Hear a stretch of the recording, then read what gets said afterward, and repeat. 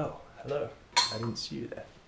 My name is Amali, and today I'm going to discuss the impact that the livestock sector has on the climate with some help from a couple of professionals in this topic. Human beings have consumed meat since the very beginning, from the very first Homo sapien all the way throughout. Meat and dairy have been a staple food source for humans, especially from Western countries. As industry and business progressed, the world saw the demand for livestock increase. This brought with it new inventions such as factory farming and feedlots to keep up with the amount of produce that the global consumer demanded. Statistics show that the consumption of meat has increased over the years. This graph shows meat consumption per capita for all the countries of the world, clearly showing that the more affluent countries consume a much greater amount of meat. We talked about the impacts of the agricultural sector to Professor Jared, a professor of livestock at Western Sydney University and a world record throat clearer. How is the livestock sector contributing to global warming? Well, livestock accounts for at least 32.5 million tonnes of CO2 per year. The main sources of this include respiration, methane, and land use. Respiration accounts for 8.7 million tonnes of CO2 per year, and 103 million tonnes of methane are emitted per year. Methane warms the atmosphere at a much greater rate than that of CO2, but only has a half-life of 8 years versus 100 years of carbon. This picture demonstrates the resources needed to create just 1 quarter-pounder beef patty. As you can see, the numbers are immense for such a small item of food. We sat down with Dr. Tim, a tree doctor from Papua New Guinea, to discuss how the land used for agriculture affects the climate. How good? How does the land used for agriculture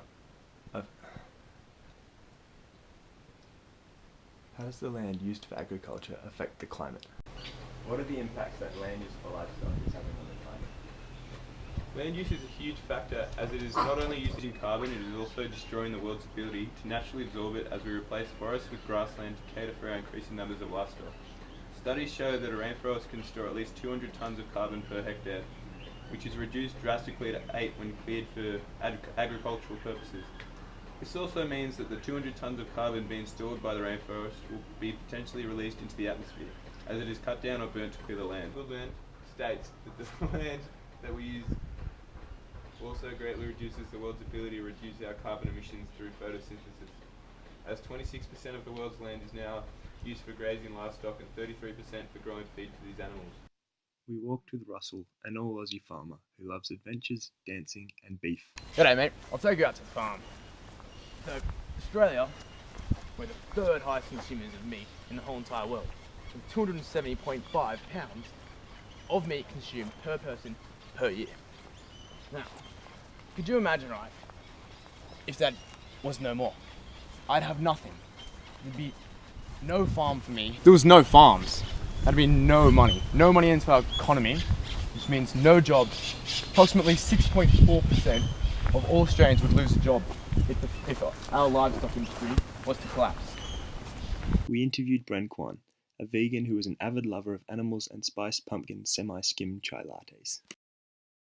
People don't realise the detrimental effect that meat consumption is having on the earth, with a recent survey showing that double the amount of people thought that emissions from the transport sector were greater than livestock, when in fact livestock is higher at 14.5% of global greenhouse gas emissions.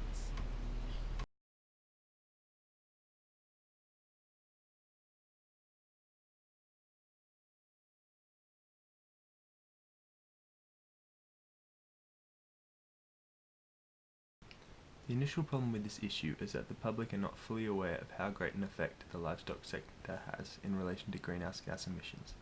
This needs to be addressed quickly, as meat consumption is continuing to rise and consumers need to be able to make more informed decisions. Media, policies and government could all help create the awareness that is needed. The solutions to this problem can be placed into 2 categories. One where we as humans must make the change, or where the livestock must be changed.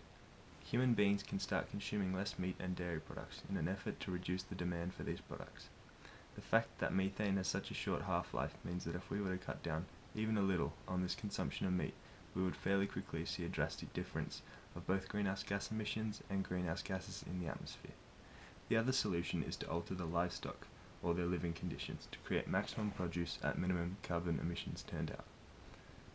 Feedlots and factory farms are both ways to minimize these emissions, as the space needed to raise grazing cattle is far greater than these methods.